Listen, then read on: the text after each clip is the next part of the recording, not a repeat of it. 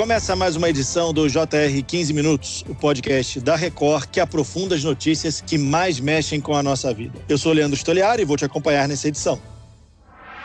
Em um processo eleitoral tumultuado, a Venezuela reelegeu Nicolás Maduro como presidente do país. Essa é a informação oficial divulgada por Elvis Amoroso, presidente do Conselho Nacional Eleitoral Venezuelano. Segundo o órgão, até o momento dessa gravação, Maduro teve 51,2% dos votos contra 44% de Edmundo González Urrutia, que era o principal opositor. Os demais candidatos somaram menos de 5%.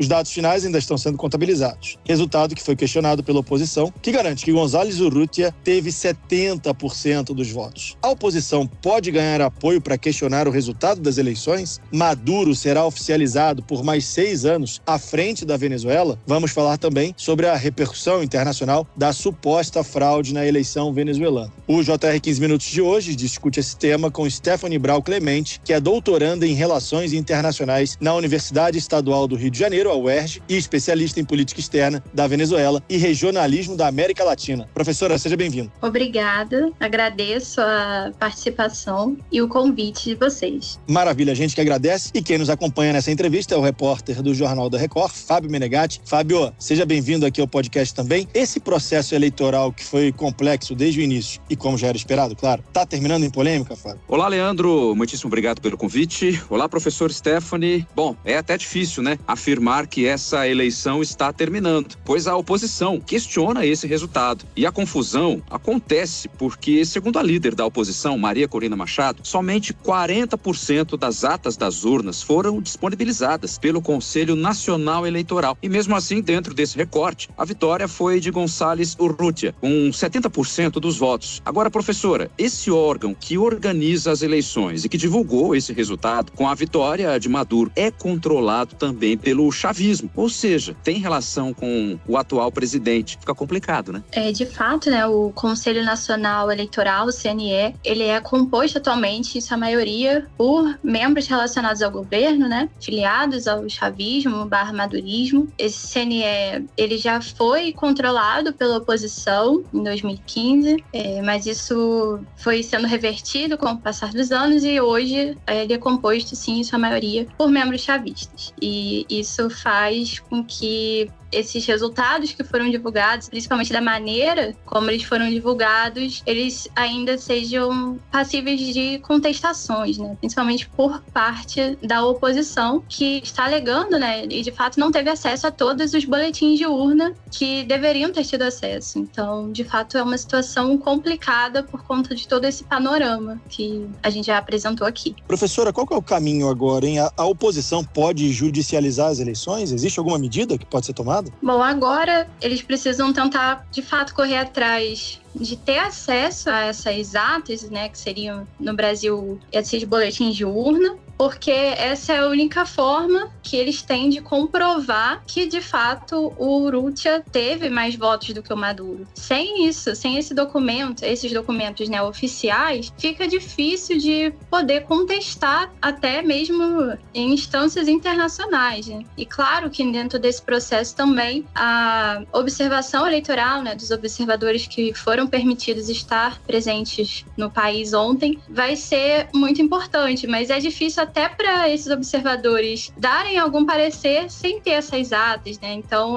isso é o que mais está importando agora, né? Ter o acesso a esses boletins de urna é o mais importante. Esse questionamento gerou uma repercussão internacional. Essa repercussão tem sido muito grande. É bom deixar claro quais foram os países que parabenizaram Maduro pela suposta vitória: Rússia, China, Irã, Honduras, Bolívia, Catar, Cuba e Nicarágua. Outros 15 países e a União Europeia questionaram o resultado das eleições. O secretário de Estado dos Estados Unidos disse que o país tem sérias preocupações de que os resultados não reflitam a vontade ou os votos do povo venezuelano. O presidente do Chile, o Gabriel Boric, seguiu na mesma linha e disse que os resultados são difíceis de crer. E até o momento da gravação desse podcast, o Brasil e a ONU não reconheceram o resultado das urnas. Stephanie, até que ponto a pressão externa pode ser uma aliada da oposição venezuelana nesse momento? Eu considero que, no momento, é a principal chave que a oposição tem para, de fato, tentar contestar isso, né? Porque que internamente as forças do governo, né, e principalmente o poder eleitoral, né, formado aí pelo CNE, já oficializou o resultado como Maduro sendo o vencedor desse pleito, de forma que fica difícil para a oposição conseguir contestar internamente. Então, é mesmo essa pressão internacional que pode vir a acontecer de forma mais enfática quando os observadores começarem a emitir os seus pareceres oficiais, né, sobre todo o processo eleitoral, que a oposição vai, de fato, poder se basear, né, em como agir nesses próximos momentos. Então, de fato, a eleição aconteceu ontem, mas ainda tem vários processos em curso, né? Isso eu acredito que ainda vai ser bastante demorado, não vai se resolver nessa semana,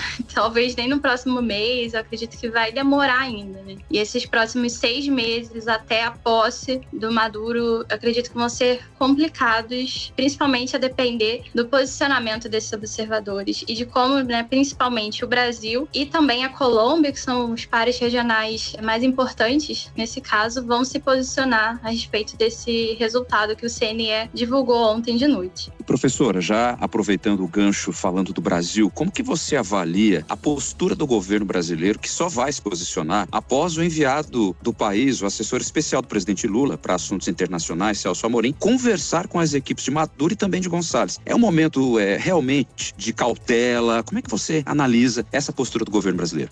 De fato, eu acredito que o Brasil está agindo de uma maneira bem correta nesse sentido, né? Está sendo uma atitude prudente, porque é uma situação bastante delicada, que a depender das atitudes que forem tomadas, pode exacerbar esse cenário de polarização que se encontra lá dentro. E o fato do Celso Amorim, né, ele parar para conversar com os dois lados vai ser muito importante, né? Porque ele vai estar agindo, então, como um mediador, coisa que há muitos anos não se tinha direito dentro da Venezuela, né? Principalmente no momento de auge da crise, ali em 2018, 2019, quando aparece a figura do Juan Guaidó, a gente não tinha uma mediação internacional capaz de lidar com isso. E o Brasil, utilizando a figura do Celso, está agindo muito bem, que assim pode ser que ele consiga conversar com as partes e, de fato, promover um processo de transição pacífico. É claro que ainda tem essa questão pendente aí da divulgação das atas, mas é importante ter prudência e muita cautela nos próximos passos a serem tomados. É importante, de fato, o Brasil só tomar um posicionamento depois que o Celso conseguir conversar com as duas partes, conseguir tentar mediar, né, para evitar que caminhos mais nebulosos possam se aparecer dentro desse cenário. Então, eu acredito que é por aí o Brasil está agindo de uma maneira prudente nesse caso. Professora, uma saída para esse questionamento da oposição seria uma recontagem das urnas por uma instituição independente, né? A senhora falou que seria difícil questionar porque o CNE já divulgou o resultado. Só que o fato de ter um aliado do Maduro à frente do CNE não depõe a favor da oposição para tentar essa recontagem?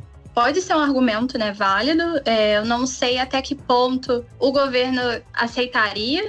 É difícil tentar prever, porque, de fato, o governo tem aí esse poder nas mãos, né? Mas, pensando nesse sentido, eu acho que o próprio Celso Amorim, estando ali dentro e conversando com o governo, pode ser que ele convença essas autoridades do CNE a permitir uma recontagem feita por um outro órgão, de repente uma recontagem feita pelo próprio Centro Carter, né, que está presente na Venezuela ainda como um observador internacional e que inclusive já atuou em outros momentos importantes em histórias de processos eleitorais na Venezuela, principalmente ali ainda no período de Hugo Chávez. Então, de repente, uma recontagem feita por esse órgão, por esse think tank, né, possa vir a ser aceita pelo governo e acredito que também seria aceita pela oposição e seria uma forma de tentar resolver esse impasse. O Maduro não demonstrou nenhum interesse em ser questionado em relação ao resultado das eleições, né? Dificilmente, como a senhora falou, ele reconheceria uma recontagem. Antes das eleições, ele chegou a falar que, caso fosse derrotado, haveria um banho de sangue. Esse é um cenário que pode acontecer? O Maduro pode usar as Forças Armadas para se manter no poder? Eu acredito que essa fala, ela foi direcionada muito mais no sentido de tentar causar um medo, né? Causar um cenário de desesperança na população e para que a população não saísse das suas casas ontem para votar, por realmente ficarem com medo do que seria uma vitória da oposição, né, perante essa fala do Maduro. Mas, na prática, claro que tudo pode mudar, né, a gente está falando de Venezuela, mas na prática eu acho pouco provável que as Forças Armadas aceitariam fazer uma revolução, uma espécie de guerra ou algo do tipo. Professora, as fronteiras da Venezuela com o Brasil foram fechadas na sexta-feira e depois reabertas pela manhã, mas depois fechadas novamente. Segundo a Guarda Nacional Bolivariana, as ordens vieram de cima. É uma postura que reforça a teoria de que Maduro pode fazer de tudo para seguir ainda no poder? Olha, talvez, porque de fato, né, isso mostra aí uma tentativa de conter movimentações externas ali na fronteira, de demonstrar que o governo, né, está ali à frente do fato do poder e que pode atuar da maneira que bem entender. Então, pode ser algo indicativo nesse sentido, mas é algo que já havia sido divulgado, se eu não me engano, na semana passada, por volta do dia 20, que isso iria acontecer. Então, assim, esse fechamento das fronteiras, né, não foi algo realizado do nada, né? Foi uma conversa que teve ali entre os Ministérios da Defesa e do Interior, que decidiram, então, que isso seria feito nesse período eleitoral para tentar conter ali o fluxo muito grande de pessoas. Isso também tem um período, né? Eles definiram o período até hoje, dia 29, mas pode ser que seja mais mesmo nesse sentido de tentar demonstrar poder de controle do território e tudo mais. Não foi a primeira vez que o Maduro fechou as fronteiras, né, professor? Em 2019, ele fechou, centenas de milhares de imigrantes fugiram do país porque a comida não chegava, tudo que era importado, comprado de fora da Venezuela não conseguia entrar, tinha muita gente passando fome, muita gente fugiu para o Brasil e agora, com o fechamento das fronteiras, grande parte desses imigrantes não conseguiu voltar para votar. Em 2017, isso que a senhora falou de ser o fato do governo do Maduro fazer o que quer na Venezuela, aconteceu com a gente em 2017, eu fui preso lá na Venezuela, investigando uma denúncia de obras superfaturadas no país, e eu fui preso por uma polícia que só se reportava ao Maduro. Essas atitudes do governo do Maduro, eu percebi que a senhora falou no início do podcast entre o chavismo e o madurismo. Quer dizer, o regime do Maduro já está sendo chamado de madurismo, não mais de chavismo. Essas atitudes que o Maduro vem tomando ao longo dos quase 13 anos que ele está no poder, fizeram com que a gente começasse a ver o regime do Maduro de maneira diferente do regime de Chávez? Sim, de fato, a gente já pode falar, né, da existência de um madurismo. O Maduro, né, quando ele assume em 2013, por mais que ele tente dar continuidade às políticas que foram desenvolvidas no governo do Chávez e a forma como Chávez governava o país, ele não consegue isso, né? Desde quando ele é eleito ali pela primeira vez, a sua eleição já é cheia de contestações também, e ele assume também num período bastante difícil, né, pensando no contexto internacional em que havia ali uma queda no preço do petróleo internacionalmente, e o petróleo para a Venezuela é a base da economia, né? Uma economia extremamente dependente mesmo, como a gente chama, uma economia rentista, que sofre do que a gente chama na academia de doença holandesa, e que precisa desse petróleo precisava, né, do petróleo e dessas divisas que o petróleo trazia para conseguir dar continuidade às políticas que ali nos governos do Chávez eram possíveis por conta dessa renda petroleira, digamos assim. Então, Maduro já assume o poder nesse cenário e, com o passar dos anos, né, isso vai se tornando cada vez mais complicado para ele por conta de pressões internacionais, né, principalmente dos Estados Unidos, contestações feitas, né, de pleitos que foram acontecendo ali em eleições municipais, eleições para a Assembleia Nacional. Então, tudo isso foi deixando ali o governo dele mais complicado, digamos assim, e ele foi se tornando mais autoritário, né? Ele foi tomando umas atitudes bastante complicadas e que pioraram o cenário para a população venezuelana, né? Muito bem, chegamos ao fim dessa edição do 15 Minutos. Agradeço a participação de Stephanie Brown Clemente, doutoranda em Relações Internacionais na Universidade Estadual do Rio de Janeiro e especialista em política externa da Venezuela e regionalismo da América Latina. Professora, muito obrigado pela sua participação aqui. Eu que agradeço, muito obrigada. E agradeço também a presença do repórter do Jornal da Record, Fábio Menegatti. Valeu, Fábio. Opa, muitíssimo obrigado. Valeu, Leandro. Muito obrigado, professora. Até a próxima. Esse podcast contou com a produção de David Bezerra e dos estagiários Fernando Russo, Isabela Santos e Yasmin Logrado. Sonoplastia de Diego Marcondes. Coordenação de conteúdo, Edivaldo Nunes e Deni Almeida. Direção editorial, Tiago Contreira. Vice-presidente de jornalismo, Antônio Guerreiro. Te aguardamos no próximo episódio. Até lá.